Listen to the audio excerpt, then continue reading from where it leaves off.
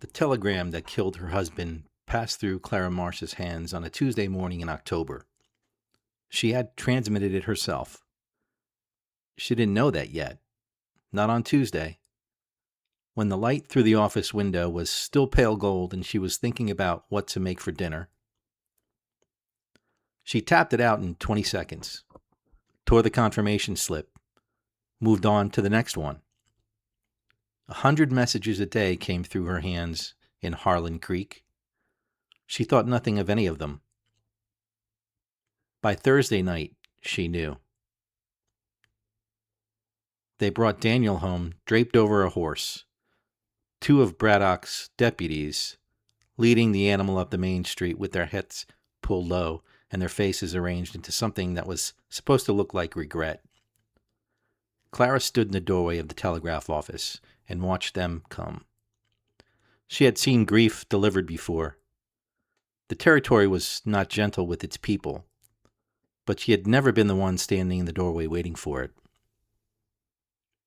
She walked down the 3 steps to the street and stood in the dust and waited for them to stop. "Accident on the Ridge Road," the younger deputy said. He wouldn't meet her eyes. "His horse threw him. Went over the edge."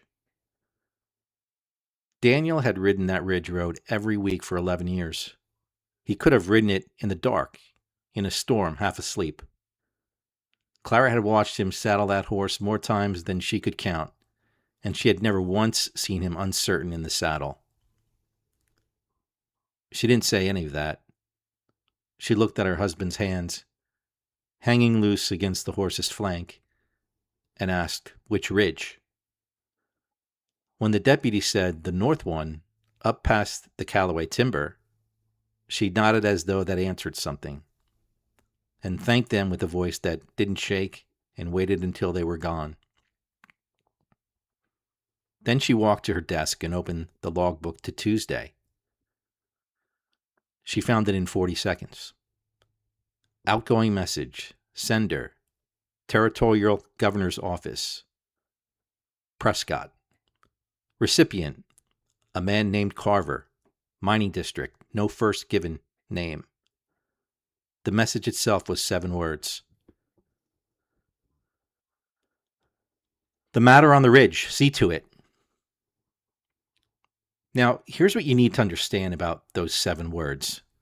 Clara Marsh had been operating telegraph equipment since she was 12 years old. Her father ran the Flagstaff station when she was a girl, and she had grown up with the smell of copper wire and machine oil, the way other children grew up with wood smoke and livestock. She had worked the Tucson line for 4 years before Harlan Creek. For 20 years, the private communications of powerful men had moved through her hands every single day. Their deals, their threats, their carefully worded instructions.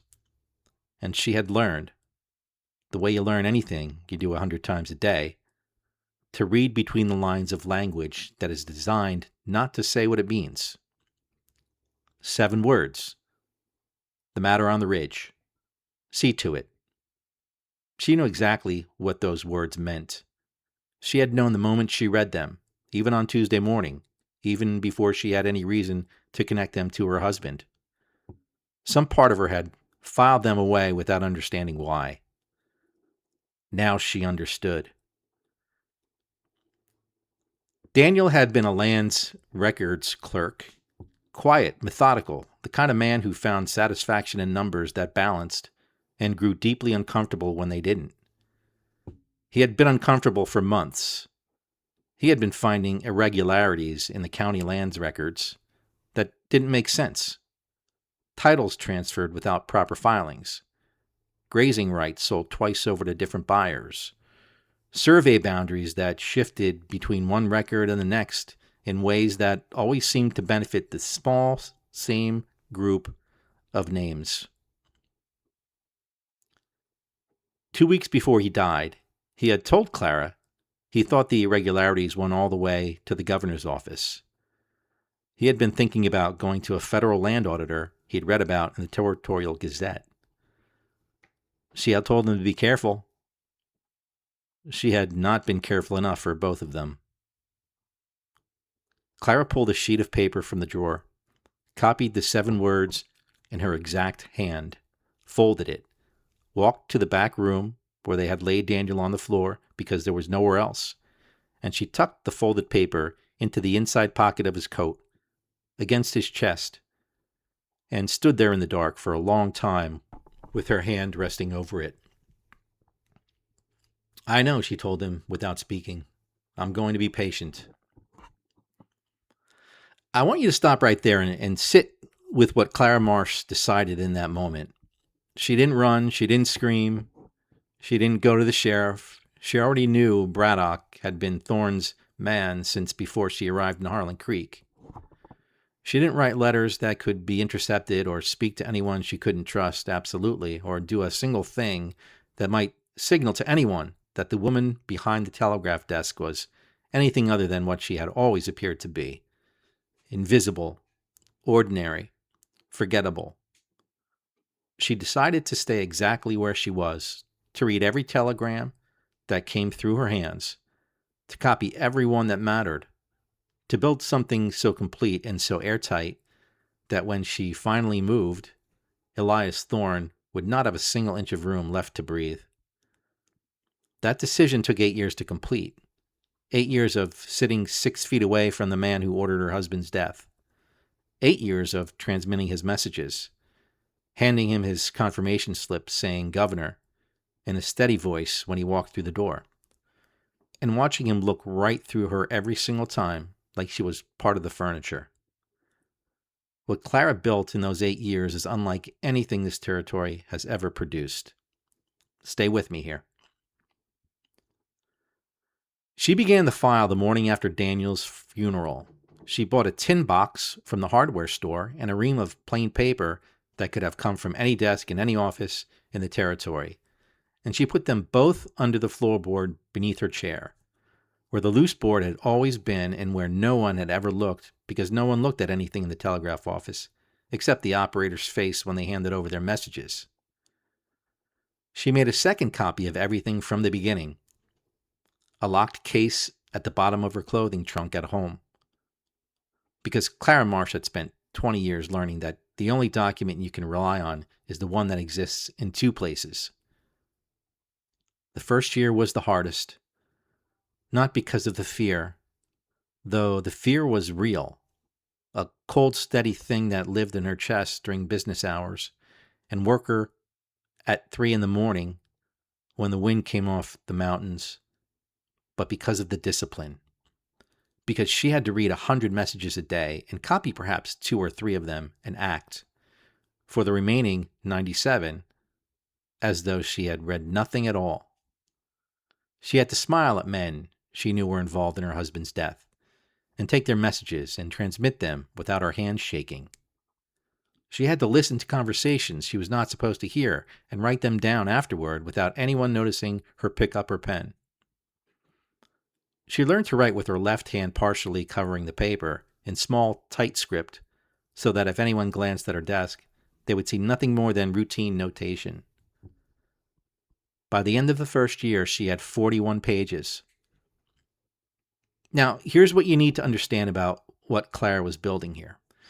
It wasn't just a record of corruption. Anyone paying attention to Elias Thorn's operation could have guessed at the corruption. It was an open secret among the people in the territory who were paying attention. What Clara was building was a chain, an unbroken, documented chain that connected every fraudulent land transfer, every bribery payment, every suppressed filing, every silenced witness, directly back to the governor's office. Names, dates, amounts, exact language, nothing that could be dismissed as interpretation or accusation. Everything sourced to the actual words Thorn's people had sent through her machine, in their own hand, on their own authority. That kind of chain takes time to build. You cannot rush it.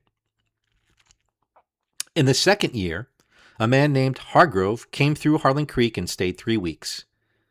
He was a territorial land inspector, and he was asking questions. Not loudly, not officially, just the quiet, persistent questions of a man who has noticed the same discrepancy appearing in records across 3 counties and wants to understand why. He came to the telegraph office twice, sent messages to a contact in Washington, and on his third visit lingered at the counter in a way that told Clara he had something he wanted to say. She waited. "Interesting territory," he said, finally. "A lot of land changing hands very quickly." "Yes," Clara said. "A lot of the same names on the title transfers." "I wouldn't know about that," she said. "I just transmit the messages." He looked at her for a moment. Then he nodded, took his confirmation slip, and left. 2 days later, a telegram came through from Whitfield to Braddock. 4 words. "The inspector. See to it." Clara's hands went still on the keyboard. She transmitted it, copied it, added it to the file, and then she did something she had not planned to do. She walked to the hotel that evening, knocked on Hargrove's door, and when he opened it, she looked at him steadily and said, "The morning stage leaves at 5. I wouldn't be on it." He stared at her. "I beg your pardon?" "I can't tell you anything else," she said. "I'm sorry. Please take the morning stage." She walked back to the telegraph office without looking back. Hargrove was gone by morning. Whatever he made of the warnings, he kept it to himself. No telegram came through, no follow-up from Whitfield, no visit from Braddock's deputies.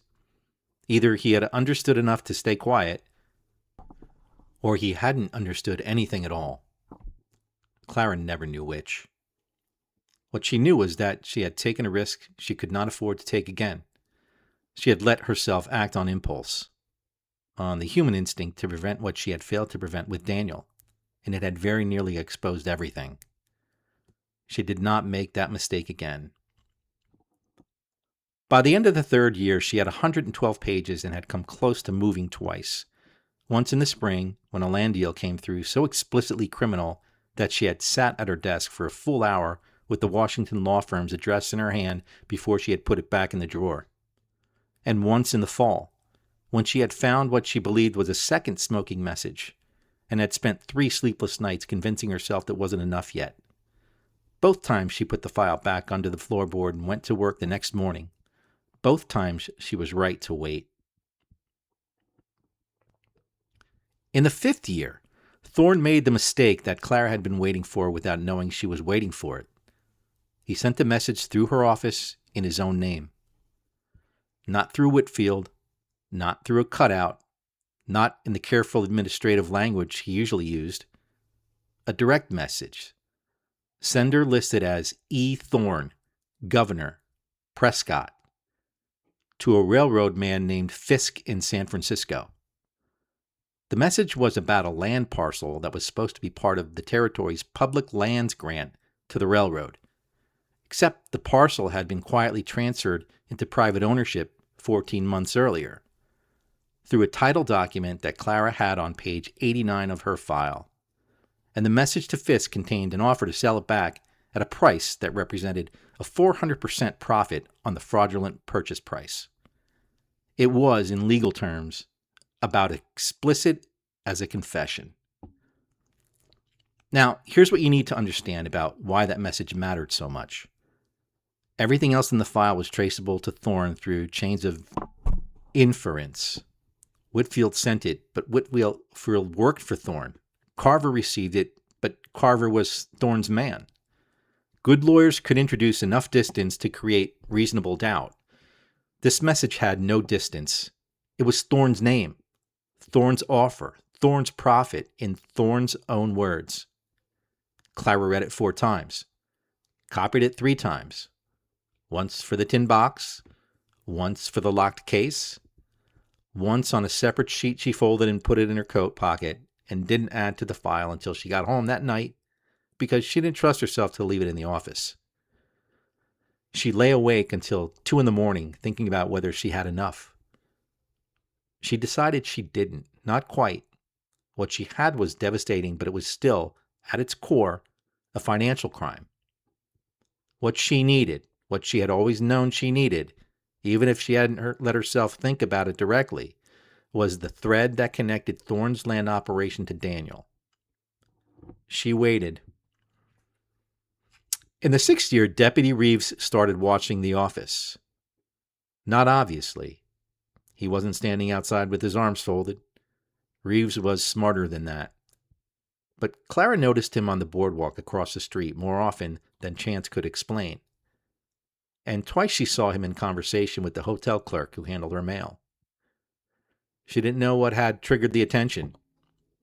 She suspected it was simply routine, that Thorn's paranoia had reached the point where he wanted eyes on every potential vulnerability, and a telegraph operator who had been in the same position for 7 years without causing any trouble was either completely safe or worth keeping an eye on, just in case.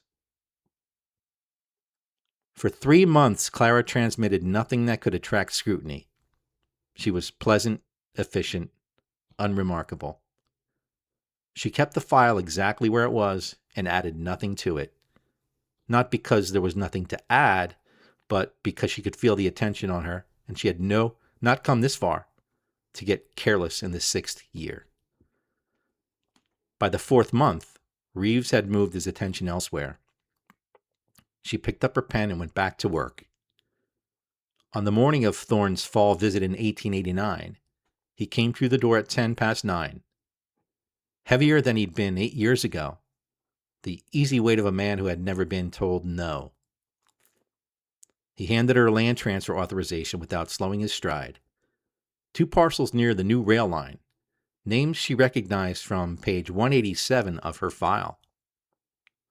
She began transmitting without expression. "Calloway's asking questions again," Whitfield said near the door. "Calloway asks questions every year."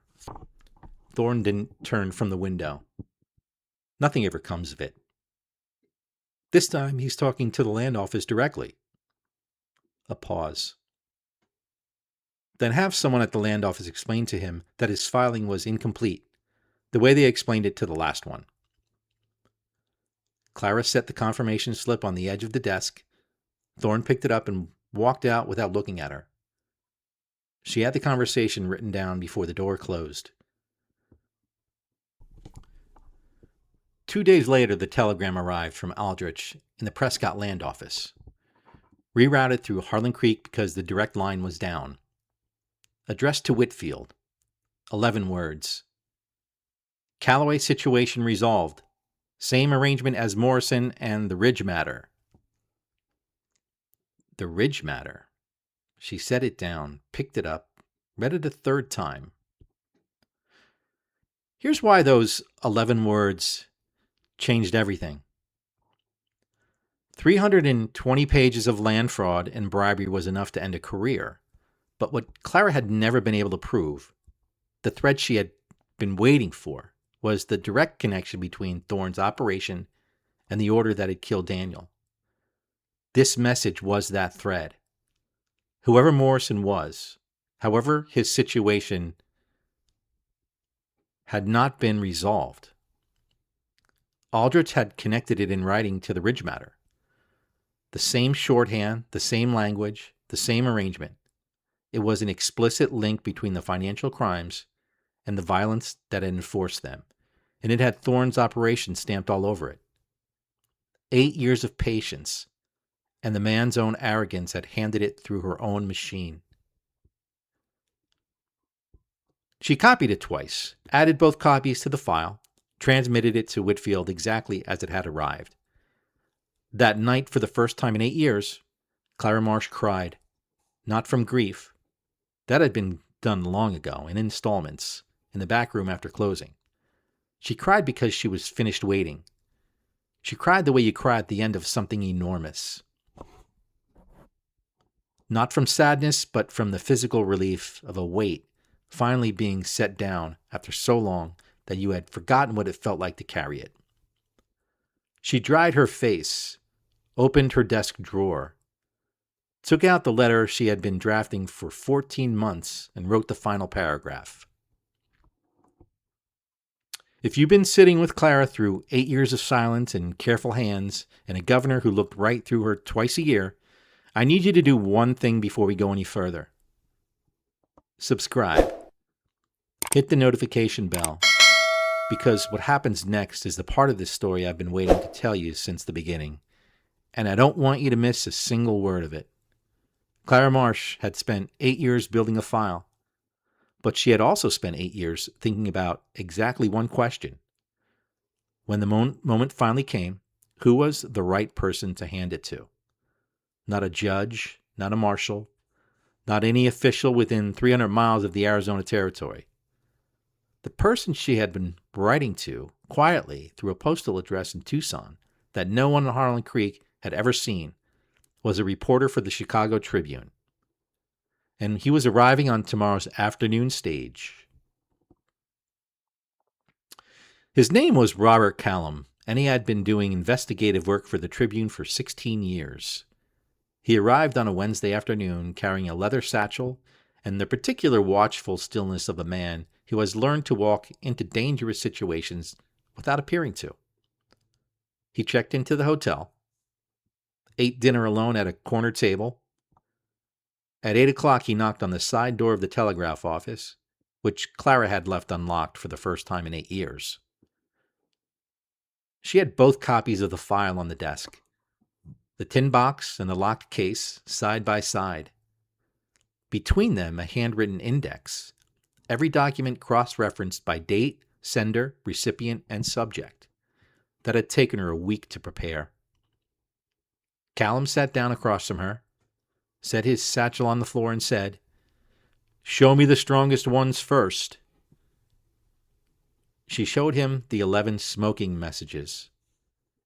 He read them without speaking, spent the longest time on the Ridge telegram and the Aldrich's message, reading them in sequence, understanding what they connected. Set them down carefully. Looked at her across the desk with the measuring eyes of a man who has learned not to show what he's thinking until he's finished thinking it. "How long have you been sitting on this?" 8 years. "He comes in here twice a year, you said in your letter." "Yes." "And he has never had any idea?" "None." Callum was quiet for a moment. He looked at the stacked pages of the index, the precise cross-references, the 2 matching copies in their separate containers. "Mrs. Marsh," he said, "I have been doing this work for 16 years. I have never in my life seen documentation like this." Now, here's what I need you to understand about the plan Clara had built. She had chosen Callum specifically because the Tribune had a Washington bureau with the ear of 3 sitting senators and a record of stories that had ended the careers of men considerably more powerful than an Arizona Territorial Governor. She had been corresponding with him for 14 months, carefully, through the Tucson address, never committing anything specific to writing. She had told him enough to bring him and no more. The plan was straightforward. She had split the file into 2 parcels, half for Callum to take directly to Chicago, half for a federal land fraud law firm in Washington whose address she had obtained 3 years earlier, which would go out in the ordinary mail pouch on the morning stage. Routine traffic, nothing to attract attention.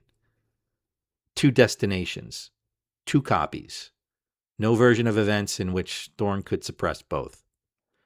She had arranged with the grain merchant, whose wagon left for Tucson at 4:30 in the morning, to carry an unnamed passenger, calling in a favor that had been owed to Daniel since 1882, and that she had been saving without knowing exactly what she was saving it for. She had thought of everything, except the telegram that came through at 9:45 that night. She was still at her desk. The office stayed open until 10. When it arrived, sender, Whitfield, Prescott. Recipient, Deputy Reeves, Harlan Creek. Stranger arrived Wednesday's stage. Find out who he is. Do not let him leave town with anything. Governor's orders. Clara read it once.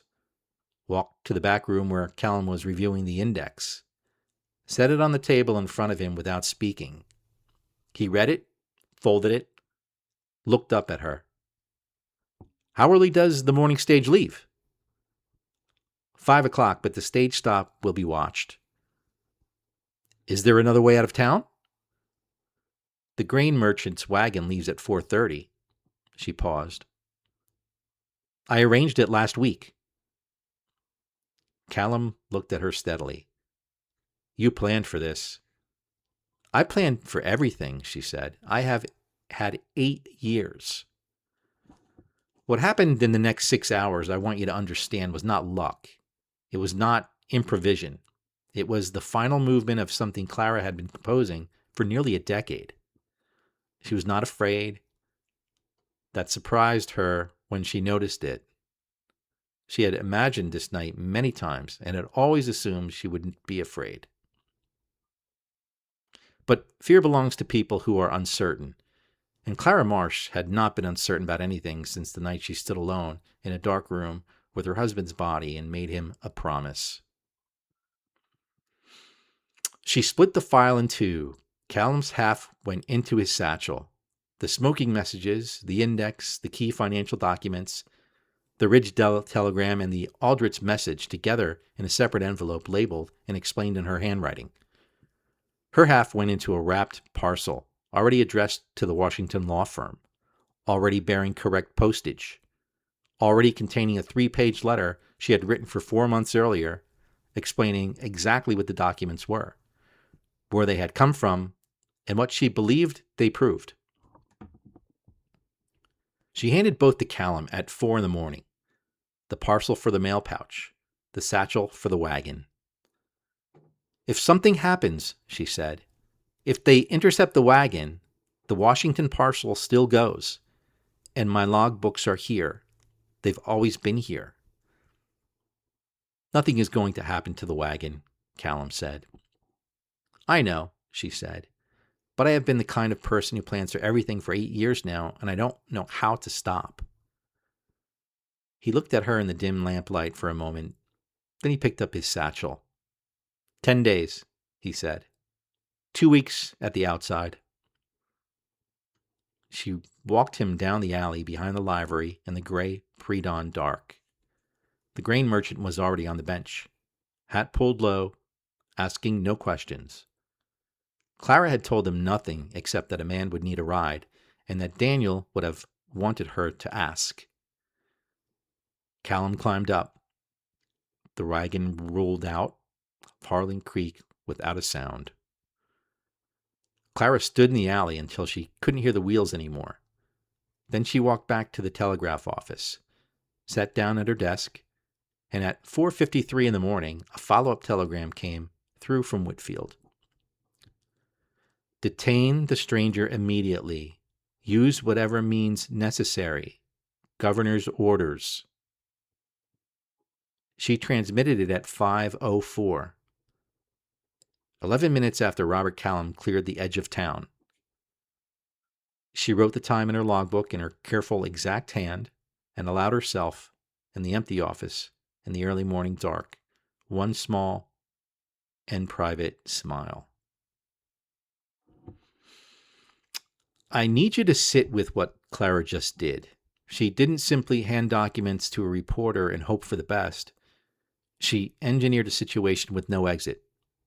The file in 3 locations simultaneously, 2 routes out of town, a law firm in Washington already briefed and waiting. She had built redundancy into every single piece of it because she understood, better than anyone, that powerful men do not go quietly, and that the first thing they reach for when they're cornered is the thing you forgot to protect. She had not forgotten to protect anything. Elias Thorn had spent 11 years looking through Clara Marsh like she wasn't there. He was about to find out what she had been doing while he wasn't looking. The story ran in the Chicago Tribune on a Thursday morning, 16 days after the grain merchant's wagon rolled out of Harlan Creek in the dark. Front page, above the fold, 43 column inches. The headline read, Arizona Governor's Office implicated in land fraud, bribery, and murder of Territorial Clerk. 8 years of telegrams expose systematic corruption. Callum had quoted the smoking messages verbatim. He had named every name in the file. Thorn, Whitfield, Braddock, Carver, Aldrich, a dozen others. He had traced the financial architecture of the operation from the first fraudulent title transfer to the most recent. He had connected in plain language the Ridge matter to the death of Daniel Marsh, land records clerk, Harlan Creek, 1881. He had not named Clara Marsh once. By the time the Tribune reached Washington, the Associated Press had picked up the story. By the time it reached Prescott, 3 territorial officials had retained lawyers, and a 4th had sent a telegram to Whitfield that Clara copied with particular satisfaction. "I told you about the telegraph office. I told you years ago." By the time it reached Harlan Creek on the Saturday stage, Sheriff Braddock had resigned by telegram. Deputy Reeves had cleared out his lodgings before dawn, and the woman who ran the dry goods store came into the telegraph office with a copy of the paper and set it on Clara's desk, without a word, and stood there while Clara read it, front to back, in complete silence. Now, here's what I want you to understand about Elias Thorn's response. He didn't go quietly. Men like Thorn never do. He issued a statement calling the documents forgeries. He called Callum a fraud and the Tribune a political instrument. He retained the most expensive attorney in the territory and announced his intention to fight every charge in every court available to him. He gave 3 speeches in 1 week about the dignity of the office and the injustice of accusations leveled by Eastern newspapers against men who had given their lives to building the frontier. It lasted 11 days. On the 12th day, the federal law firm in Washington, which had received Clara's parcel, verified its contents, and forwarded the complete file to the Senate Committee on Territories along with a formal legal opinion. Obtained an arrest warrant from a federal judge who had never taken a dollar of Elias Thorn's money because he worked in Washington, D.C., and Thorn's reach had never extended that far. A federal marshal arrived in Prescott on a Tuesday morning. The same day of the week, Clara had transmitted the message that killed her husband. The telegram came through her office at 10:30, routine traffic on the territorial wire. Governor Elias Thorn arrested on federal charges of land fraud, bribery of public officials, and conspiracy in the death of Daniel Marsh, clerk, Harlan Creek, to be extradited to Washington for trial. Clara read it once, wrote the time in her logbook, 10:31 a.m., in the same careful hand she had used every day for 20 years, for 100 messages a day, for every word that had ever passed through her hands. She set her pen down, folded her hands on the desk, looked at the window at the main street of Harlan Creek, where the morning light was coming in flat and clean off the mountains, and a woman was sweeping the boardwalk in front of the dry goods store, and 2 horses stood at the rail outside the hotel, and the whole ordinary world was moving through an ordinary Tuesday morning, with no awareness at all that the woman behind the telegraph desk had just finished something 8 years in the making. She sat there for a long time. Here's the last thing I want you to know about Clara Marsh. She never testified at trial. She didn't need to. The documents were the testimony, complete and self-explanatory. And Callum had protected her identity as his source absolutely. She was never publicly named in connection with the case. No one in Harlan Creek ever knew with certainty what she had done. Though the woman from the dry goods store, who had stood in the telegraph office and watched her read the Tribune from front to back, told her granddaughter many years later that she had always suspected. Clara remained behind that desk for 11 more years. Same office, same chair, same 100 messages a day. She retired at 62 and moved to Tucson to be near her sister. She was, by every account, a calm and private woman who did not speak much about the past. She kept every logbook, every year she had worked in Harlan Creek, every day, every message, in her careful, precise script.